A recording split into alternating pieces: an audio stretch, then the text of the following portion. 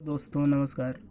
जैसे कि आपके सामने एक क्वेश्चन पेपर है और यह ग्रुप बी का क्वेश्चन पेपर है और इसमें से मैं आपको आज क्वेश्चन नंबर 13 हल करके बताने जा रहा हूँ। तो चलिए मैं क्वेश्चन पढ़ता हूँ, आप भी पढ़िए। 8,000 की राशि पर 5% वार्षिक दर से 3 वर्षों के साधारण ब्याज व चक्रवृद्धि ब्याज का अंतर होगा। माने दोनों के साधारण ब्याज और चक्रवृद्धि ब्याज दोनों में कितना का अंतर है या फिर कितना का फासला है, यही है। तो इसको हल करते हैं। क्वेश्चन आपको समझ में आ गया दोस्तों? चलिए मैं आपको एक बार और समझाने का प्रयास करता हूँ। 8,000 की राशि पर 5% वार्षिक दर से 3 वर्षों के साधारण ब्याज व 3 वर्ष के समझिए चक्रवृद्धि ब्याज का अंतर कितना होगा, यही पूछ रहा है। तो चलिए इसको हल करते हैं। और पहले से ही मैं हल करके रखा हूँ और उसमें से आपको समझाने का प्रयास करूँगा। एक मिनट, मेरा पेन लेता हूँ मैं। जैसे कि मैं आपको एक बार फिर से लिख करके ही समझाऊंगा, उसके बाद उधर लिखा हूँ पहले से हल करके रखा हूँ उसको समझाऊंगा ताकि आपको आसानी से समझ में आ सके। यहाँ पर देखते हैं 8,000 राशि कितना है 8,000। 8,000 को हम 8,000 का 1%, क्योंकि हमको 5% चाहिए ना, एक वर्ष में वार्षिक दर कितना है 5%, तो 1% हम निकालेंगे। 1%, तो हम 100 से भाग करेंगे इसको, क्योंकि 1% हम परसेंट को 100 से लेते हैं, है ना।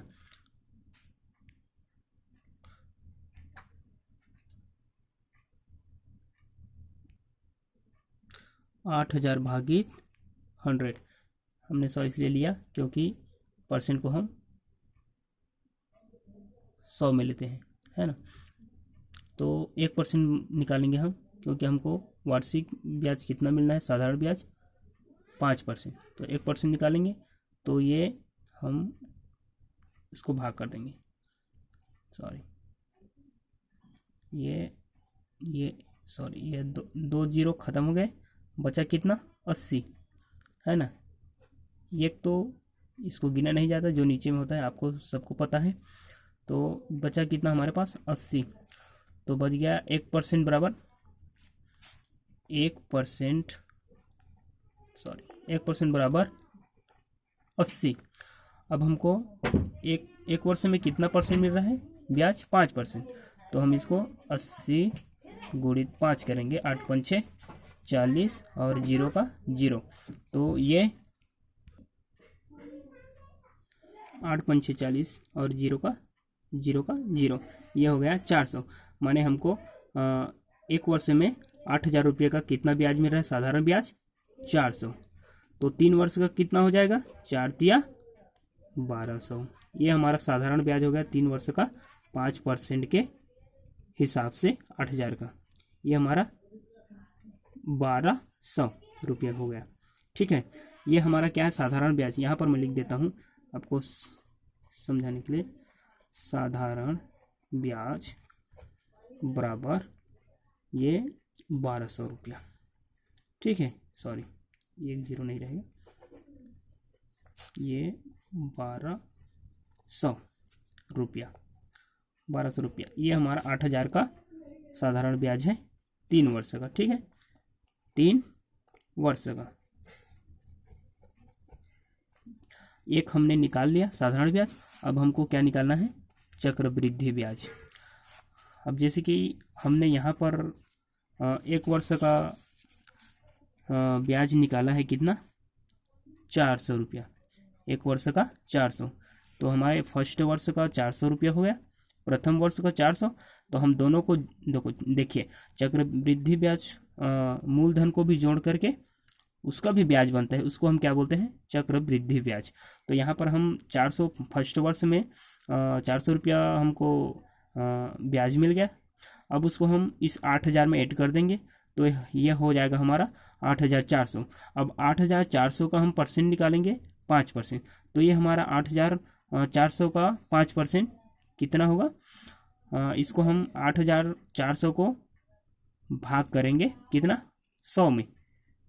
तो ये 8,400 भागित 100, तो इसका निकालेंगे। अब हम इसका 5% निकालेंगे ना, तो ये बच गया 84, है ना। तो ये 84 बच गया, तो 1% बराबर हो गया 84। तो ये दूसरा वर्ष का 1% बराबर 84 हो गया। अब इसको हम 5% लेना है, तो 84 गुणित 5, 84 गुणित 5 यहाँ पर हमने किया है, ये देख लीजिए। तो ये इसका आगे आ जाएगा 420। तो ये हमारा दूसरा वर्ष का ब्याज हो जाएगा। क्या? चक्रवृद्धि ब्याज हो जाएगा। दूसरा वर्ष का ये हो गया 420। अब 420 को हम पहले 8,400 पहले से हमको मूलधन था, चक्रवृद्धि ब्याज को जोड़ करके अब हम इसको ये 420 को भी इसमें ऐड कर देंगे। अब दोनों करके ऐड करके ये हो जाएगा हमारा 8,820। अब 8,820 का हम इसका चक्रवृद्धि ब्याज में जोड़ेंगे इसको, तो इसका 5% हो जाएगा, इसका 5% हो जाएगा। आप कैलकुलेट करके देख लीजिए। ये 8,820 बटा 100 करेंगे, ये 0 का 0 कट गया, बराबर ये बचा 10। तो ये आ जाएगा आपका, कैलकुलेट करके देखिए, 88.2, ये गुणित 5, क्योंकि हमको 5% ब्याज मिलना है। तो ये हो जाएगा हमारा, यहाँ पर देखिए मैं इसको गुणा करके लिया हूँ इसको। तो ये हमारा इसको 88.2 गुणित करेंगे, तो ये 441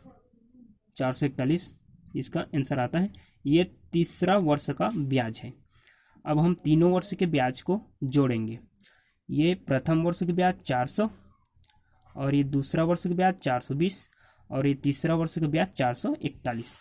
अब यहाँ पर हम इसको टोटल जोड़ देते हैं तीनों को। ये फर्स्ट वर्ष का हो गया, और ये दूसरा वर्ष का हो गया, और ये तीसरा वर्ष का हो गया। ठीक है, तीनों को हम जोड़ते हैं तो यहाँ पर हमारा ये आंसर आता है, ये हमारा आंसर आता है 1261। ये चक्रवृद्धि ब्याज का जो हमको मिला है 5% ये है, और ये साधारण ब्याज हमको मिला है 8,000 का 1200 ये है। जैसे कि यहाँ पर ऊपर में मैं लिखा हूँ, ये साधारण ब्याज 1200 रुपया 3 वर्ष का 8,000 का, है ना।